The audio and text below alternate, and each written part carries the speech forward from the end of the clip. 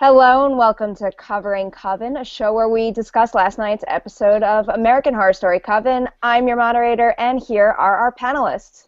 Hi, I'm Alexis Saarela. Hey, I'm Allison Ullrich. Hi, I'm Megg Hochbaum. Hello, I'm Sasha Capelli. So in The Replacements, Fiona buddies up with Madison when she learns that Madison's powers are growing out of control. And when Madison isn't with Fiona talking about that, she's with Queenie and Nan scoping out the new eye candy that just moved in next door. And while all that's going on, Zoe makes another failed attempt at righting her wrong by trying to give Kyle his old life back. So we're going to kick off this discussion with the topic of moms because American Horror Story Coven is just full of, well, some pretty outrageous ones. Alexis, how are the show's moms stacking up for you so far? Wow. Well, last week they started to get into the idea of moms with that great conversation between Kathy Bates and Jessica Lange. And then this week they totally upped the ante. Not only did we have Jessica Lange, who's pretty much the most selfish mom ever and basically screwed her daughter out of any chance of having a baby because, as we saw, Marie was like, no way, I know who your mom is, I'm not helping you. But then we had Kyle and his mom, which was one of the most ew moments I think I've ever had on this show. Yeah, she started out just maybe this like sad, drug-addled woman, and then we learned there was a reason Kyle didn't want to go back there, and though he couldn't verbalize it, we saw some bad mom action. Yeah, I don't know about that part of it. It was pretty outrageous, to say the least. Yeah. And it was weird because the week before, or 2 weeks before now, we saw Kyle and he was like an all-American college boy, which doesn't exactly stack up for how he was probably raised, if that was the condition he was in. Yeah, it's like part of the American Horror Story, like, throw the spaghetti at the wall thing that they do, where they're like, look, incest! And, like, I mean, don't get me wrong, it certainly, like, worked. I mean, I think a lot of, like, the show yesterday, like, was filmed sideways because it was all, like, a sideways episode. All of it was, like, a sideways episode. Yeah, the camera was sideways half the time. All the show, like, you can watch it laying down and it would make sense. But, like, I was disturbed, so it definitely did what it was supposed to do. I like the term "throw the spaghetti at the wall." Yeah, that's the definition of this episode. American Horror Story, like, I love, like, they always seem to cram all the, like, horrifying things of whatever into, like, one, like, three scene sequence, but it worked. It worked this time. I wasn't like, I didn't think it was gratuitous, but I wasn't like, certainly was gratuitous, but it wasn't. It was freaky, and then he kills her. So right. Like it's all over, and we're good. And he probably wouldn't have done that if he wasn't Frankenstein. So. Well, see, at first I thought that maybe the incest didn't happen on a regular basis back in the day. I thought maybe it was just because he has a new body, and maybe it was better than his previous body, and the mom is a crackhead. I don't know. So I was kind of thinking maybe that was the case. That was a little bit of a bummer, though, for me, that she kept saying he had a new body, but I didn't see the new body. I was hoping that he'd turn out a little more Frankenstein-like, with, like, legit stitches, and he wasn't so pretty. And, like, maybe, like, other colored skin in some parts. I don't know. Like, you could do a lot with that. Instead, he's just like a mute, like, drunk-looking guy now. So this new episode also goes into a lot about tribes. So, Meg, where do you think this whole tribe scenario is going to take some of the characters? Yeah, they drilled it in really hard this episode, especially. It started with Misty saying what'll end up being my favorite line, "You can't be your best self until you find your tribe." And she says that to Kyle while she's lying there, and she hints at that she hasn't found her. She's still looking for her tribe. So we know that in her, resurrectionist, naturalist state that she's in, she hasn't found exactly who she's supposed to be with. So they'll probably introduce something later with that. And then also we kind of see Fiona pairing up with Madison as, like, the new Supreme tribe. And we see Queenie and the Minotaur and their own, like, monsters that just want to be loved and kind of, like, pairing up into a tribe.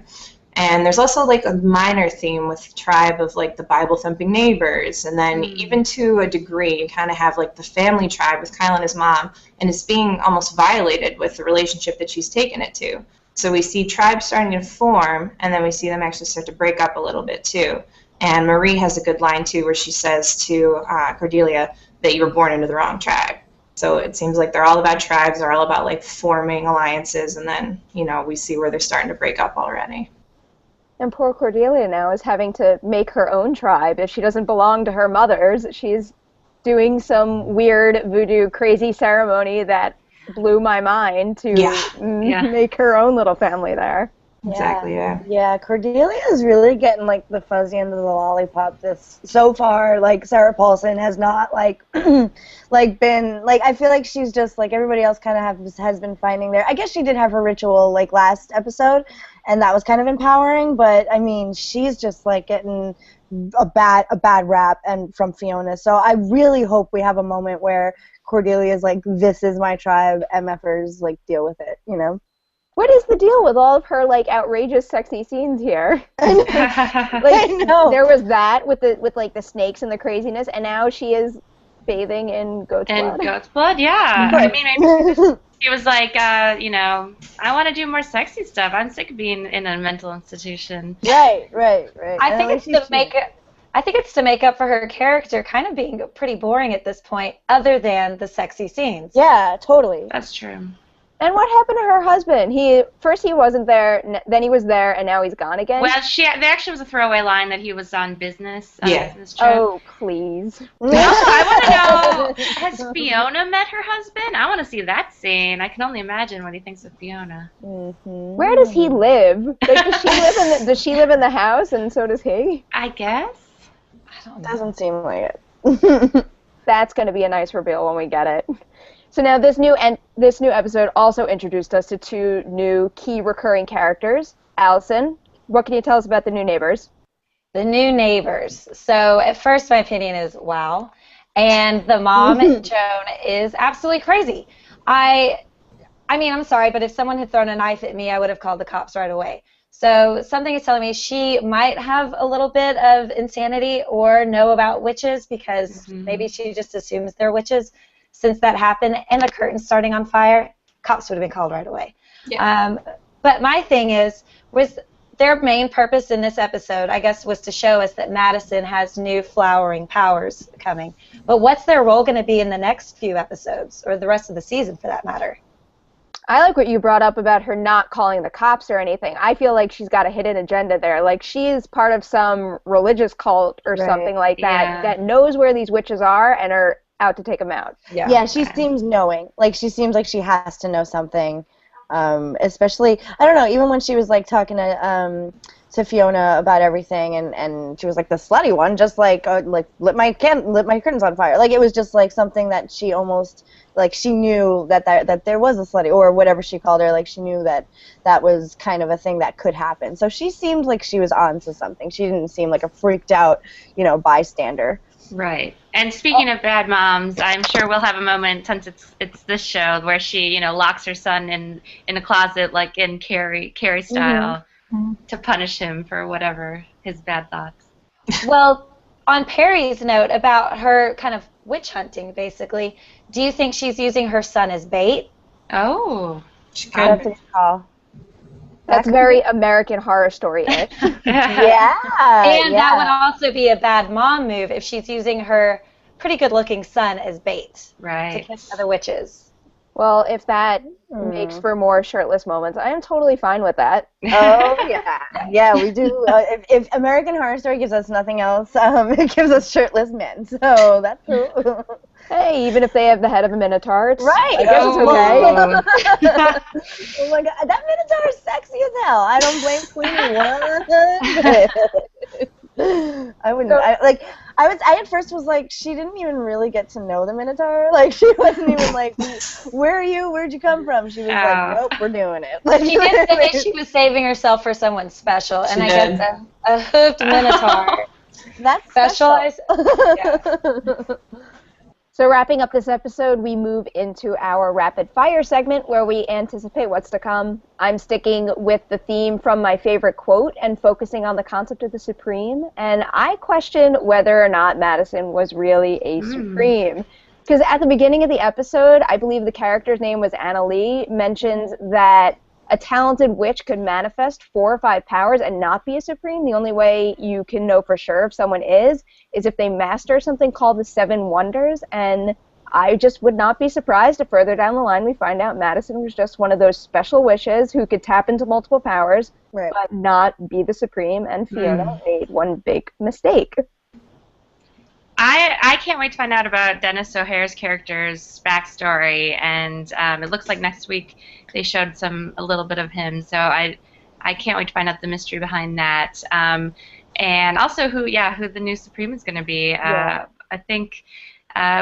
And it's interesting that none of us here have been talking about Zoe, because I actually find her to be the most boring of all the characters. Zoe, what do you, like, she is just, like, she has good intentions and everything, but, like, enough, girl, you're not making anything better. You're a witch, be a badass. Like, so let's see Zoe do some badass stuff. It's time. Yeah, for sure. I'm interested to see if Zoe, like, kind of realizes that, like, the human part of her is just not working out so good, because being like a loudmouth in the last episode, this one bringing Kyle back, like, come on, bro, like, think about what you're doing, like, so I'm excited to see Zoe do something like super cool, Sarah Paulson-y sexy, and I'm like also really excited to see. It's just because I agree about Madison. I don't think she was the new Supreme. I think she just might have been like the sexy, good-looking one, and Jessica Lange kind of got blinded by that. Because that whole scene, Madison, I mean, the one scene where she finally does get like really crazy murdered, she's super hot. And Jessica Lange, that's kind of all she's eyeing, is just how hot she is, not really the supremeness that comes with it. So I think Fiona totally made a mistake. Meg, what are you looking forward to next week? I definitely don't think that Madison is gone. I mean, I know she's not gone. They kind of hint at it in the previews, but I don't think she's gone, and I'm also kind of looking forward to, yet again, the Minotaur. Why does he have hooves? I'm still stuck on this guy because, like I said, they put a head on him, and he should have been human, and he should have died, but for some reason, Marie kept him alive, and she turned him into more of a Minotaur with the hooves, but still the human torso, so I want to know what's up. Yeah. Maybe she found him sexier as a Minotaur instead of her actual boyfriend, husband, whatever he was beforehand. I'm looking forward to seeing what happens with Queenie in this next episode. I mean, you don't just do that and walk away fine. And they hinted at it in the preview that next week she's going to be sick or something. And I agree with you on Madison, Meg. I don't think she's gone. I'm really interested to see what Misty does to bring her back. I have a feeling Misty's going to bring her back, use her resurrecting powers. I don't know if it's going to be later in the series or what, but I'm really interested to see what happens there. And I think Zoe might be the next Supreme, just because she's the one who's kind of underrated at this point. And I can't wait to see what other divas show up in the cast. Oh, yeah. Last night was all of the divas just, like, getting at each other, and that was awesome. That was a really cool part, was just everybody kind of like pairing and divaing off, so that was great. So that's it for this week. Be sure to watch American Horror Story next week, subscribe to our YouTube channel, Shock Till You Drop, and join our discussion the day after the episode airs. We'll be doing this all season long, so stick with us, and also please be sure to comment or post your own video responses, because we want to hear what you think too. So thanks for joining us, and until next time. Bye.